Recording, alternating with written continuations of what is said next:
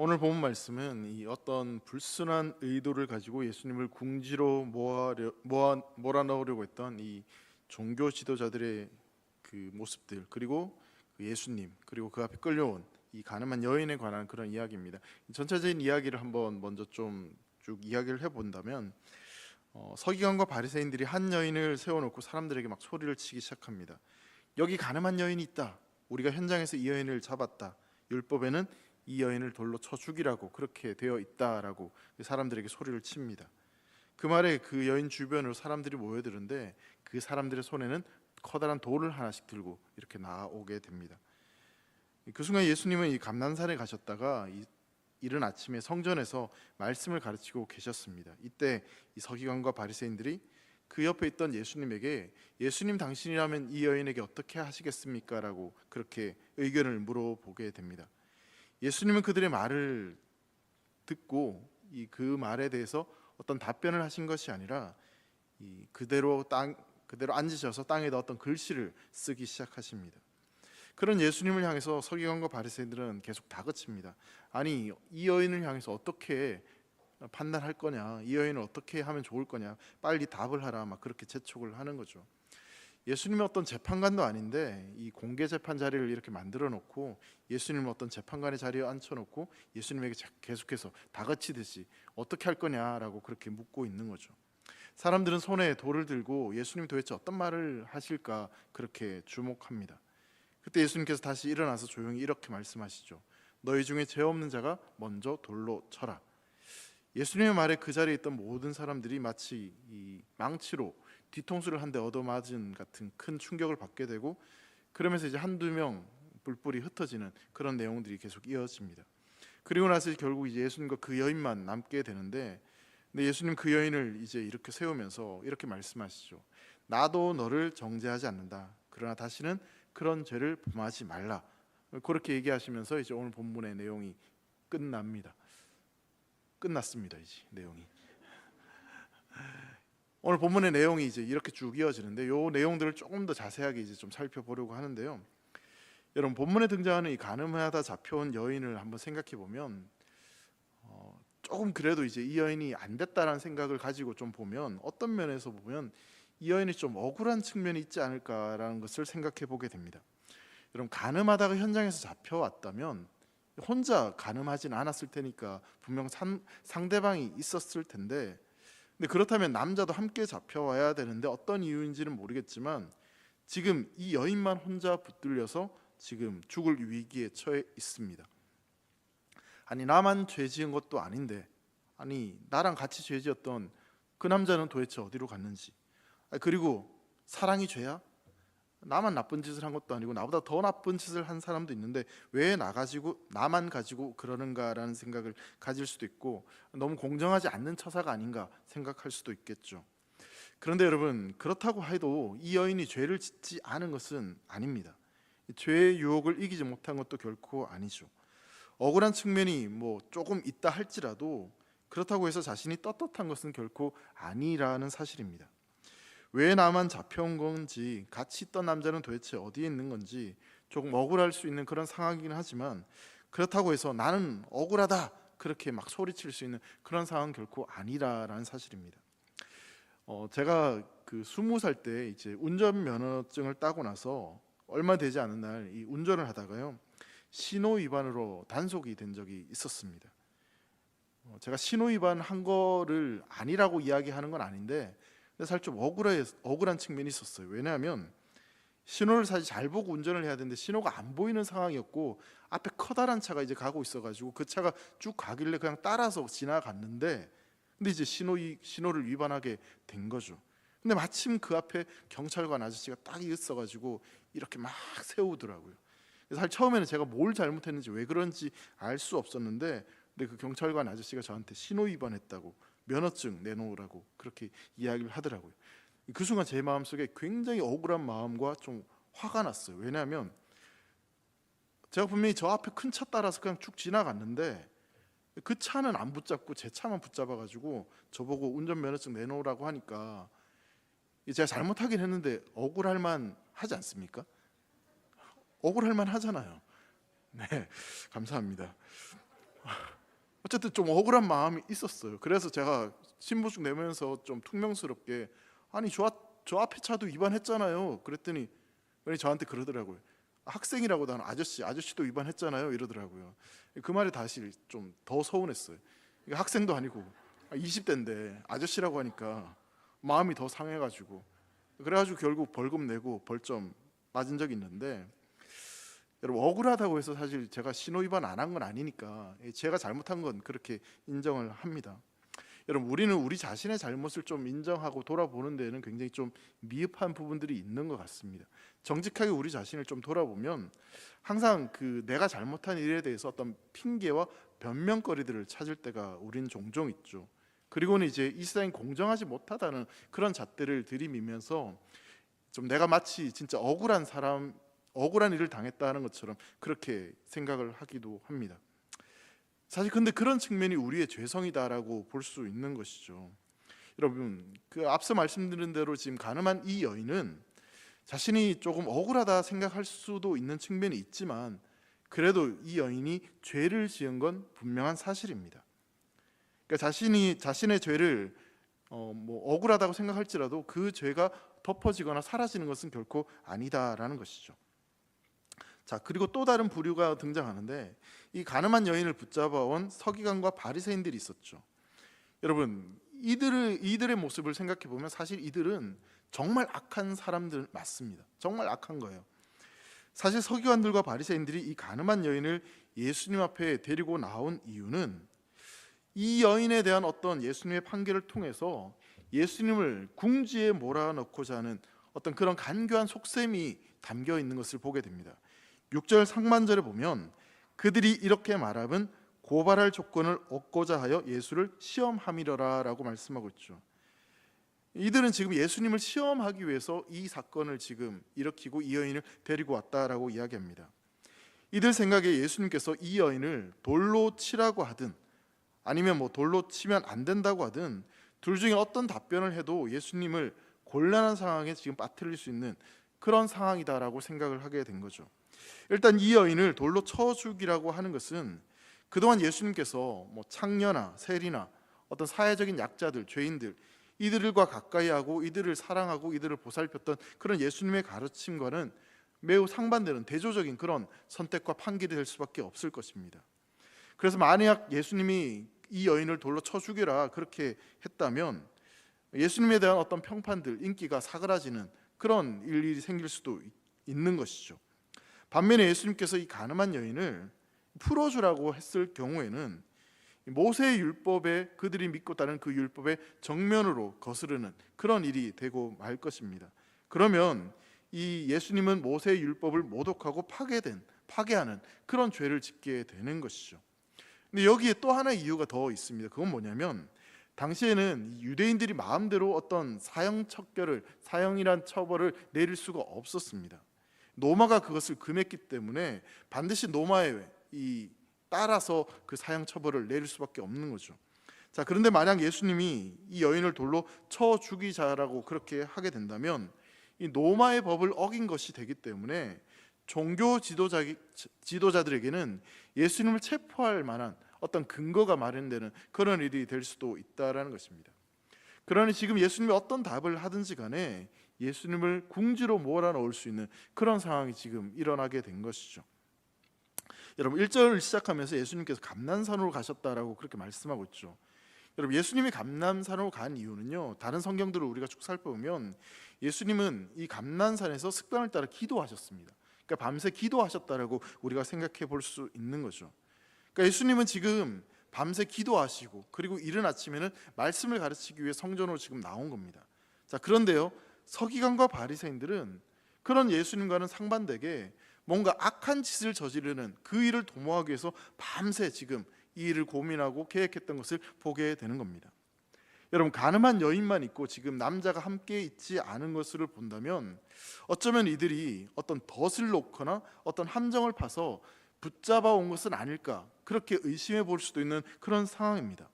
아니면 뭐 어떻게 하다가 그 현장을 목격하고 잡아온 것일 수도 있겠지만 사실 이들에게는요 이 여인의 어떤 그 상황이나 그런 형편에 대해서는 전혀 관심이 없고, 사실 이들에게 있어서 진짜 관심은 예수님을 어떻게 하면 곤란하게 빠뜨리고 어떻게 하면 잡을 수 있을까, 예수님을 잡기 위한 어떤 목적으로 수단과 방법을 가리지 않고 이 여인을 이용하고 있다라고 볼 수 있는 것이죠. 여러분, 자기 자신의 어떤 그 들보는 보지 못하면서 남의 눈에 티를 보고 비난하는 사람들이 바로 이 오늘 본문에 등장하는 서기관들과 바리새인들이다라고 볼 수 있습니다.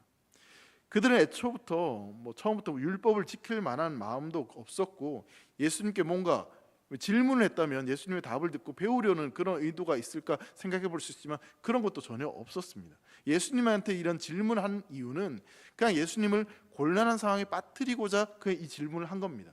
예수님이 하신 말씀을 듣고 배우려고 지금 이 질문을 한 것이 아니다라는 것입니다. 만약 그런 마음이 있었다면 이 가늠한 여인만 아니라 이 남자도 함께 데려왔을 터인데 전혀 그럴 마음이 없었던 것이죠.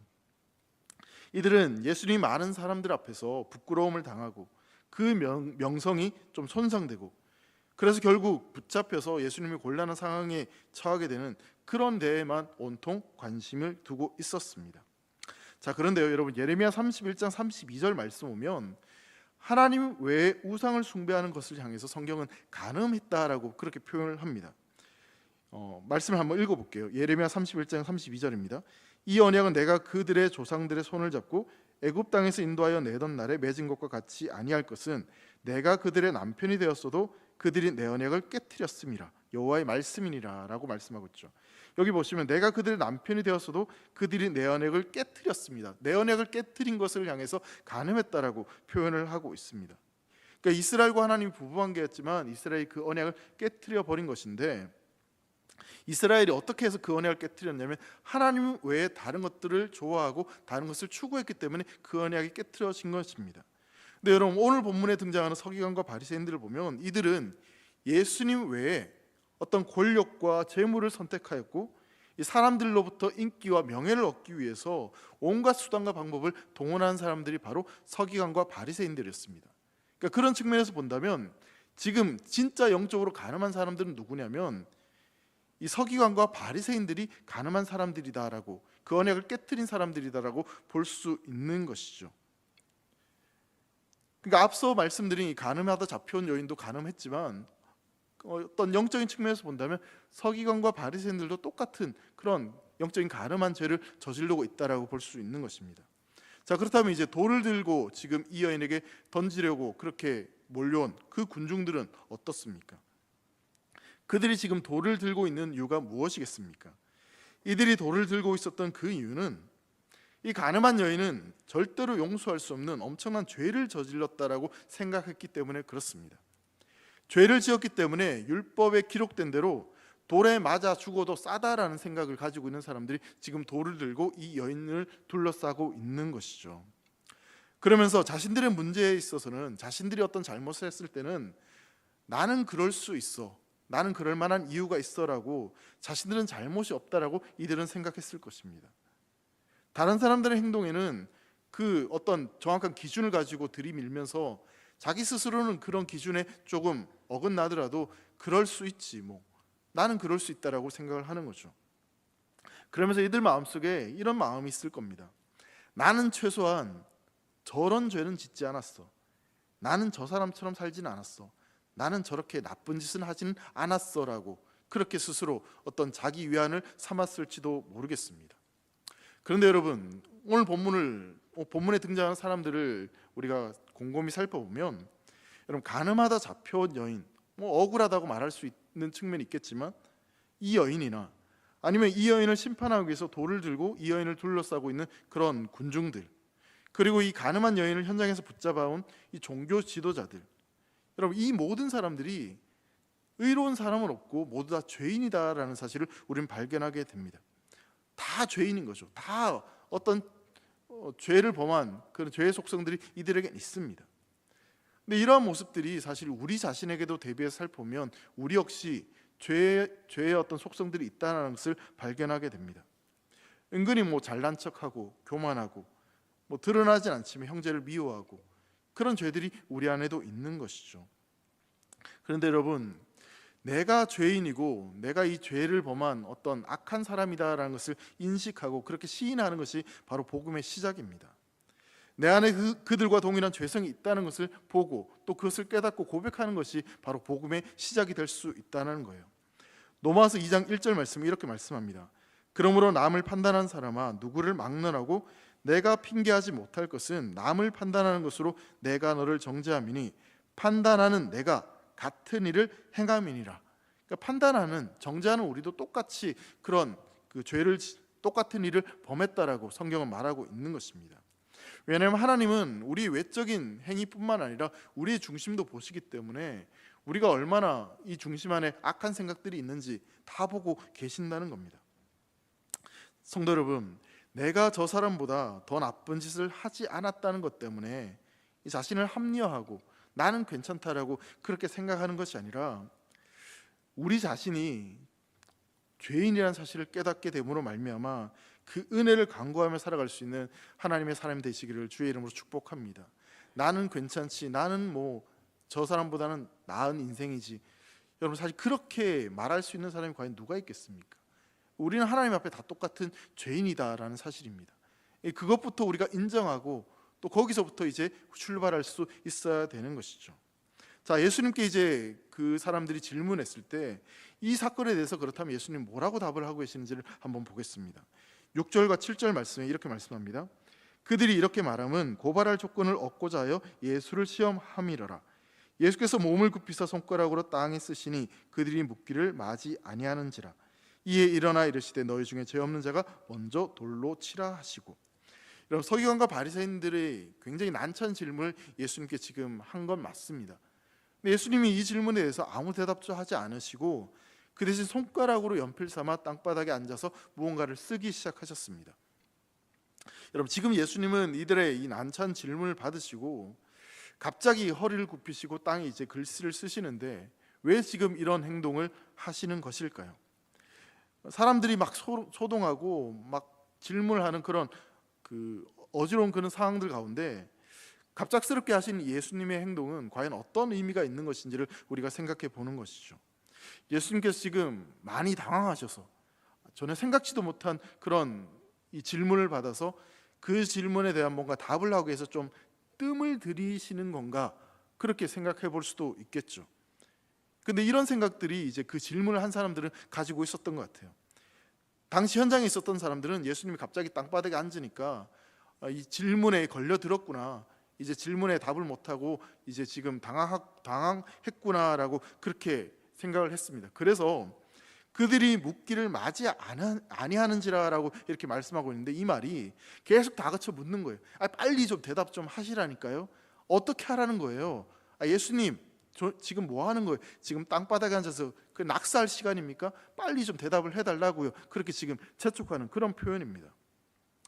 여러분, 이 사람들은 이제 이 질문했던 이 사람들은 드디어 예수님이 덫에 걸려 들었구나, 우리의 게임에 빠졌구나, 이제 뭔가 예수님이 말만 뻥긋하면 잡아 넣을 수 있겠구나, 그런 생각을 했을 것입니다.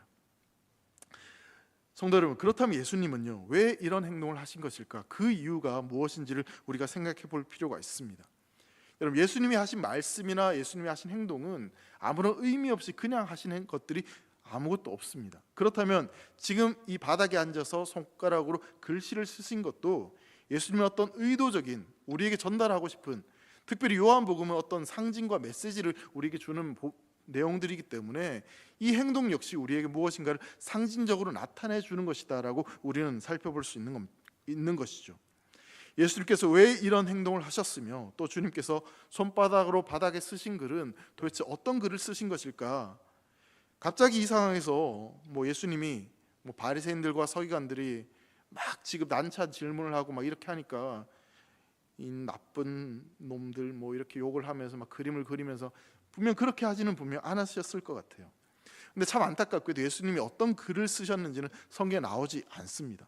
많은 사람이 추측을 하긴 하는데 도대체 어떤 글을 썼는지는 사실 몰라요. 자, 그런데 여러분, 성경에서 이 주님께서 친히 손가락으로 무언가를 쓰셨다는 기록이 딱 2번 기록되어져 있습니다. 딱 2번 가운데 한 번은 오늘 본문이고요. 또 한 번은 어디냐면 이 여호와께서 시내산에서 모세에게 친히 쓰셨던 그 돌판을 주셨을 때, 그러니까 돌판을 친히 쓰셨다라는 표현이 나오고 있습니다. 그러니까 두 개의 증거판, 그러니까 십계명 율법을 주셨을 때 그 여호와 하나님께서 친히 쓰셨다라고 성경은 이야기하고 있는데, 출애굽기 32장 16절에 이렇게 말씀하고 있습니다. 그 판은 하나님이 만드신 것이요 글자는 하나님이 쓰셔서 판에 새기신 것이더라. 그러니까 하나님이 직접 쓰셨다라고 여기에 말씀하고 있죠. 자, 그렇다면 예수님께서 지금 이 손가락으로 바닥에 무언가를 쓰시는 이 행위는 무엇을 지금 상기시키는 행동이겠습니까? 예수님은 지금 이 모세의 증거판을 기록하신 주님이 바로 자신이다라는 것을 지금은 상징적으로 이 사람들에게, 또한 우리에게 보여주시는 겁니다. 너희가 지금 그 모세의 율법을 들이밀면서 나의 판단을 묻고 나를 시험하려고 지금 하는데, 근데 너희가 지금 들이민 그 율법을 직접 기록하고 그 율법에 대한 말씀을 한 사람이 바로 나다, 바로 예수님이다라는 것을 이렇게 보여주시는 겁니다. 너희가 판단하려고 하는 그 율법을 주신 분이 바로 예수님이다, 그 말씀이 바로 예수님이다라는 것을 이렇게 이야기하는 것입니다. 그러면서 땅에 무언가를 지금 쓰시는 이유는 피조물인 인간에게 창조주를 시험하려는 의도를 멈추라는 것을 지금 이렇게 경고하는 듯이 보여주시는 것이죠. 여러분, 이들이 시험하는 예수님은요, 죄인을 판단하시고 정죄하시고 심판하시고 처벌하실 수 있는 유일한 분이 바로 이 예수님이십니다. 그리고 그 법을, 그 율법을 만드신 분이 바로 예수님이시고, 그 율법을 뛰어넘고 그 이상이 되신 분이 바로 예수님이십니다. 근데 그 예수님이 그들 앞에 있는데, 근데 그 예수님을 지금 이들이 시험하려고 하고 있는 것이죠. 자, 그리고 여러분 오늘 본문을 자세히 보시면요, 예수님은 그들의 질문에 이렇게 답을 하신 뒤에 다시 몸을 굽혀서요, 손가락으로 땅에 다시 기록했다라고 말씀합니다. 그러니까 두 번에 걸쳐서 땅에 기록했다라고 말씀하고 있죠. 8절 말씀 보면 다시 몸을 굽혀 손가락으로 땅에 쓰시니 이렇게 말씀합니다. 여러분, 다시라는 말을 성경은 굳이 여기에서 지금 표현을 하고 있습니다. 다시라는 표현을 통해서 무엇을 지금 암시하고 계시는 것일까요? 여러분, 출애굽기에 나오는 모세의 돌판이 이스라엘 백성들에게 몇 번 주어졌을까요? 두 번입니다. 첫 번째 돌판은 금송아지 사건 때 모세가 내려오면서 던져버리고 깨트려버렸잖아요. 원래 이제 그게 깨트려졌을 때 다시는 말씀하지 않겠다, 그 율법을 주시지 않겠다 그랬는데, 근데 여기서 끝나지 않고 하나님께서 두 번째 돌판을 다시 주셨습니다. 3개 주셨어요. 예수님께서 다시 지금 땅에 쓰셨듯이 돌판이 다시 주어진 것입니다. 자, 그런데 그 두 번째 돌판은 법궤인 언약궤 속에 보관을 해놓았고, 그 위에 하나님의 은혜를 상징하는 속죄소로 덮였습니다. 그러니까 그 돌판이 하나님의 은혜로 덮였다라는 것이죠. 그러니까 그 두 번째 율법 위에는 이 하나님 바로 대속의 피, 그 은혜의 피가 덮여졌다라는 것을 말씀드리는 겁니다. 자, 그렇다면 여러분, 예수님께서 지금 이 다시 쓰셨다, 이런 행위를 통해서 우리에게 말씀하시는 건 뭐냐면, 두 번째 돌판 위에 이 속죄소가 덮이면서 그 은혜로 그 죄가 사라진 것처럼 모세의 율법으로 정죄받은 자들에게도 지금 속죄가 필요한데, 그 속죄하는 분이 바로 예수님이다라는 것을 지금 상징적으로 보여주시는 겁니다. 성도 여러분, 우리는 죄인이 맞습니다. 아무도 아멘이라고 안 하시네요. 우린 죄인들이 맞습니다. 그럼 죄인들에게는 무엇이 필요하겠습니까? 그 죄를 용서하고 씻어줄 수 있는 예수님이 필요합니다. 믿으십니까? 죄인들에게는요, 다른 게 필요한 게 아니라 오직 예수님이 필요합니다. 오직 그분의 은혜가 필요한 것입니다. 지금 예수님께서 이것을 바로 상징적으로 지금 행위로 보여주시는 겁니다. 그러니까 너희가 지금 죄인인데, 뭐 누가 잘났다고 못났다고 그렇게 말할 수 없는 똑같은 죄인인데, 너에게는 지금 내가 필요하다고, 은혜가 필요하다는 것을 지금 이렇게 상징적으로 보여주는 겁니다. 너희는 내가 필요해, 바로 예수님이 필요하다는 것을 말씀해 주시는 것이죠. 사랑하는 성도 여러분, 우린 죄인이 맞습니다. 그리고 그 죄 때문에 때론 죄책감과 무기력과 부끄러움과 낙심과 또 그 죄로 인한 고통이 우리에게 찾아올 때가 있습니다. 그 순간 여러분들이 기억하셨으면 좋겠습니다. 그래서 너희에게는 내가 필요해, 바로 예수님이 우리에게 필요하다는 사실을 꼭 믿고 그 예수님을 바라보며 살아갈 수 있기를 주의 이름으로 축복합니다. 여러분, 우리가 죄를 깨닫고 우리의 어떤 영적인 실상을 깨닫고 처절하게 절망하고 더 이상 나에게 소망이 없다는 것을 깨닫는 것은 너무나 우리에게 중요한 경험입니다. 바로 그렇게 되어야지만 우리에게 예수님이 필요하다는 사실을 깨달을 수 있기 때문에, 내가 정말 절망을 경험해야지, 내가 진짜 죄인이라는 것을 내가 깨달아야지, 그리고 나에게 소망이 없다는 것을 우리가 분명히 알아야지만, 그래야지 그 순간 내가 깨트려지고 우리가 예수님을 찾고 예수님을 바라볼 수 있는 것입니다. 여러분, 복음은요, 우리를 단순히 정죄하고 넌 죄인이야 거기서 끝나지 않습니다. 우리 예수님은요, 회복 불능의 상태였던 우리를 다시 부르시고 택하셔서 우리 인생을 다시 새롭게 하여 주셨습니다. 마치 다시 땅바닥에 글씨를 쓰신 것처럼 다시 우리 인생의 이야기를 새롭게 펼쳐나가 주신다는 사실입니다. 이것이 바로 복음이 우리에게 지금 하고 있는 그런 말씀인 것이죠. 더 이상 죄책감에 머물지 말고, 내가 정말 이 연약하고 무기력한 그런 상태에 있다는 것에 빠지지 말고, 우리를 속죄하시고 우리를 다시 부르시고 택하여 주신 그 주님을 바라보며 살아가는 사랑하는 대길의 모든 성도 되시기를 주의 이름으로 축복합니다. 여러분, 이제 주님께서는요, 바리새인과 서기관들의 이 시험하는 질문에 7절 말씀 보면 이렇게 말씀하십니다. 너희들 중에 죄 없는 자가 먼저 돌로 치라라고 말씀하셨어요. 여러분, 예수님의 이 말씀은요, 지금 그 자리에 있던 그 누구도 반박할 수도 또 대적할 수도 없는 그런 말씀이었습니다. 지금 예수님의 답변은 이 구약에 기록된 그 율법을 근거해서 하신 말씀이었기 때문에 그렇습니다. 여러분, 돌로 처형하는 죄를 저지른 이 죄인을 죽이기 위해서는요, 증인이 먼저 그에게 손을 대라는 그런 율법의 조항이 있었습니다. 신명기 17장 7절 말씀은 이렇게 말씀합니다. 이런 자를 죽이기 위하여는 증인이 먼저 그에게 손을 댄 후에 뭇 백성이 손을 댈지니라. 너는 이와 같이 하여 너희 중에서 악을 제할지니라 라고 말씀하고 있습니다.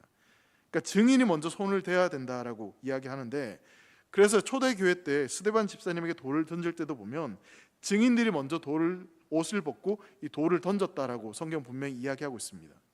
따라서 이 율법을 아는 유대 종교 지도자들은 이러한 내용을 이미 다 알고 있었습니다. 예수님이 하신 말씀이 율법을 근거해서 하신 말씀이다라는 것을 이 서기관과 바리새인들이 충분히 알 수 있었다는 것이죠. 근데 여기서 예수님은 한 가지를 더 추가적으로 말씀을 하십니다. 돌을 던지는 증인이 무죄한 자여야만 된다. 그러니까 죄를 지으면 죄 있는 사람은 심판의 자격이 없다라고 말씀을 하는 겁니다. 자, 그렇다면 모든 사람들이 죄를 지었기 때문에 지금 돌을 던질 수 있는, 심판할 수 있는 사람은 아무도 없다라는 것을 지금 말씀하고 계시는 것이죠. 또 다르게 표현하자면 예수님께서 지금 죄 없는 자가 돌로 치라라는 이 말씀은요, 너희들이 지금 이 여인의 죄를 이렇게 다룬다면, 그렇다면 너희들도 죄인이기 때문에 너희들도 죽어 마땅한 죄인이다라는 것을 이 둘러서 지금 표현을 하고 계시는 것입니다. 근데 이 바리새인과 서기관들, 또 가늠한 여인들 뿐만 아니라 사실 이 예수님의 말씀이 사실 우리가 직면하고 또 우리가 경험해야 될 그런 내용들이죠. 우리 역시 죄인이기 때문에 이 예수님께서 하신 선언 자체가 우리가 외면하거나 모른 체 할 수 있는 그런 내용들이 결코 아니다라는 것입니다. 그런데 놀랍게도 9절 말씀에 이어지는 말씀은 이렇게 말씀하고 있습니다. 9절 말씀 보십시오. 그들이 이 말씀을 듣고 양심의 가책을 느껴 어른으로 시작하여 젊은이까지 하나씩 나가고 오직 예수와 그 가운데 섰는 여자만 남았더라. 여러분, 예수님의 이 말씀을 듣고 그곳에 있었던 사람들이 양심의 가책을 느끼고 하나둘씩 그렇게 흩어졌습니다. 살기 등등하던 그들이 숙연해지면서 한두 명씩 그렇게 돌을 두고 떠나가게 되는 거죠. 자, 여러분, 그들에게 어떤 일이 일어나게 된 것일까요? 예수님의 그 말씀을 통해서 자기 자신의 모습을 이제 들여다보기 시작합니다. 내가 돌을 던질 수 있는 자격이 아니라 나도 똑같은 돌을 맞아야 되는 죄인이라는 사실을 깨닫게 되면서 내가 돌을 던질 수 없다고 생각해서 그렇게 흩어지게 된 것이죠. 자신에게도 부정할 수 없는 어떤 죄와 연약함이 있다는 것을 깨닫게 되는 것입니다. 그녀를 위협하던 그 성난 군중들이 이제 다 흩어지게 되었고, 여러분 9절 이제 마지막 뒷부분에 보시면요, 이제 예수님과 여인 둘만 남았다라고 성경은 이야기하고 있습니다. 여러분, 우리가 사실 그 죄 앞에서 또 하나님 앞에서 마주해야 될 현실이 사실은 우리가 경험해야 될 사건이 바로 이 사건입니다. 그러니까 우리의 죄를 판단하시고 우리의 죄를 용서하실 수 있는 그 예수님 앞에 서는 그 경험, 그것이 우리에게 필요하다는 사실이죠. 왜냐하면 그 길이 우리에게 사는 길이기 때문에 그렇습니다. 죄를 지었다고 해서 그 예수님을 피해서 도망가는 것이 아니라 그 예수님 앞에 정직하게 나아가서 나의 죄를 고백하고 있는 모습 그대로 나아가는 그것이 우리에게 필요하다는 사실입니다. 왜냐하면 그 예수님이 바로 길이고 진리고 생명이시기 때문에 그 예수님 앞에 서는 그 순간이 우리에게 반드시 필요하다는 사실입니다. 예수님께 불순한 의도를 가지고 이 궁지로 몰아넣으려던 서기관과 바리새인들, 그리고 돌을 들고 던지려던 이 군중들은 이 가늠한 여인을 죽이려고 지금 이 여인을 둘러싸고 있었습니다. 근데 이제 예수님은 그 모든 사람들이 흩어지고 나서 이 여인을 죽이려고, 그렇게 해치려고 그 여인 앞에 서신 것이 아니라 그 여인을 용서하고 그 여인을 살리기 위해서 그 여인을 바라보십니다. 요한복음 3장 17절 말씀 보면 예수님이 왜 이 세상에 오신지를 이렇게 말씀하십니다. 하나님이 그 아들을 세상에 보내신 것은 세상을 심판하려 하심이 아니요 그로 말미암아 세상이 구원을 받게 하려 하심이라. 여러분, 우리가 왜 그 주님 앞에 서야 되는지 아시겠습니까? 주님은 우리를 살리기 위해서, 우리를 구원하기 위해서 이 땅에 오셨고, 그래서 우리를 부르시고 찾고 계시기 때문에 그렇습니다. 우리는 그분 앞에 나아가 그분의 은혜를 간구하며 그분을 바라보며 살아가야 된다는 사실입니다. 우리가 돌이켜서 우리 주님을 바라본다면 우리 주님께서도 그 얼굴을 우리를 향해 돌리시고 그 은혜의 빛을 우리에게 비춰주고 계신다는 사실을 꼭 믿고 경험할 수 있기를 주의 이름으로 축복합니다. 이제 주님께서 가늠한 여인에게 마지막에 이렇게 말씀하십니다. 10절과 11절 말씀에 이렇게 말씀하세요. 예수께서 일어나서 여자 외에 아무도 없는 것을 보시고 이르시되 여자여, 너를 고발하던 그들이 어디 있느냐? 너를 정죄한 자가 없느냐? 대답하여 주여 없나이다. 예수께서 이르시되 나도 너를 정죄하지 아니하노니 가서 다시는 죄를 범하지 말라 하시니라. 예수님이 여인에게 물으십니다. 너를 고발하던 자들, 너를 정죄하던 자들이 지금 어디에 있느냐라고 질문하십니다. 여러분, 유대 법에 의하면요, 율법의 선고가 집행되기 위해서는 두 명의 증인이 반드시 필요했습니다.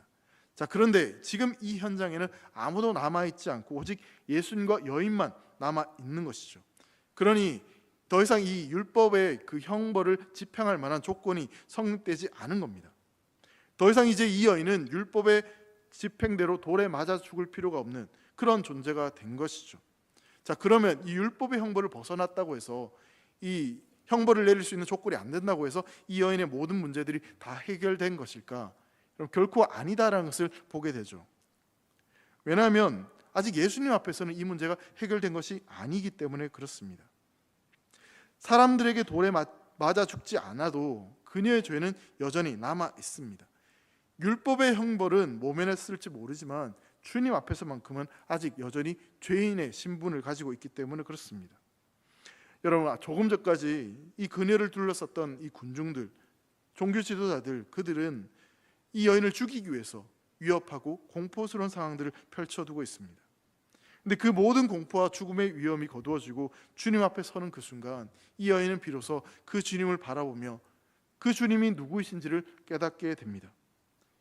그래서 여러분, 이 말씀을 보면 그 여인이 예수님을 주라고 고백하는 장면이 나오고 있습니다.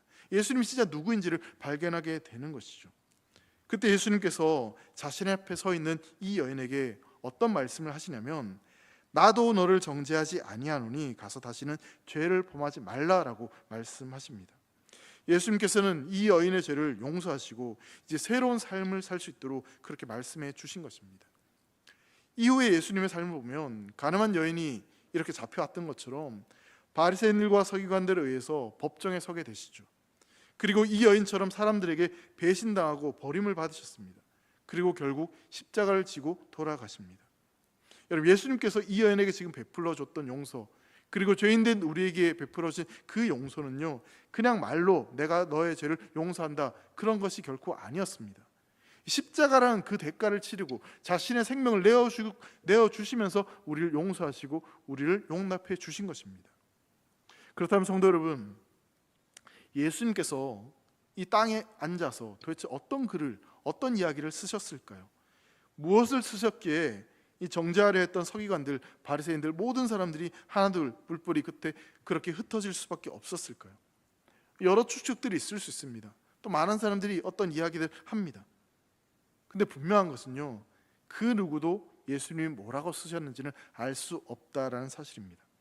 하지만 그 땅에 쓰신 글이 어떤 글인지는 알 수 없지만 우리가 한 가지 분명하게 알 수 있는 것이 있습니다. 예수님이 땅에 쓰신 것은 도대체 어떤 글인지 모르지만 주님께서 우리를 위해 십자가를 지시며 성경에 쓰신 것, 그리고 우리에게 주신 그 말씀은 무엇인지 우리가 분명히 알 수 있습니다. 내가 너를 위해서, 내가 너희를 위해서, 너의 죄를 위해서 대가를 지불했다라는 말씀입니다. 내가 십자가를 통해서 너의 죄를 용서했고 그 대가를 지불했다라고 우리에게 말씀하고 계시는 것입니다. 여러분, 가늠한 여인을 끌고 와 죽이려 했던 서기관과 바리새인들처럼 우리도 수없는 마귀들이 우리를 끌고 와서 하나님 앞으로 데려갈지 모르겠습니다. 그리고 그들이 외칠 겁니다. 율법을 들이대면서 이 사람 이런 죄를 지었습니다. 그때 이런 죄를 지었습니다. 죽어 마땅한 죄인입니다 라고 사탄이, 그 악한 세력들이 우리를 향해서 정죄하고 우리에게 외칠지 모르겠습니다. 여러분, 그 순간 주님께서 우리에게 뭐라고 말씀하시는지 아십니까? 아니다, 내가 십자가를 통해서 이미 이 사람의 죄를 용서했고 내가 그 값을 지불했고 내가 이 사람을 정죄하지 않는다라고. 그 순간 여러분, 마귀와 사탄은 우리를 놓아두고 뿔뿔이 흩어질 수밖에 없는 것이죠. 여러분, 가늠한 여인은요, 죄를 저지른 게 맞습니다. 그 돌에 맞아 죽는다고 해서 사실 할 말도 없는 상황이 맞습니다. 그런데 여러분, 주님은 그 여인에게 이렇게 말씀하십니다. 나도 너를 정죄하지 아니하나니.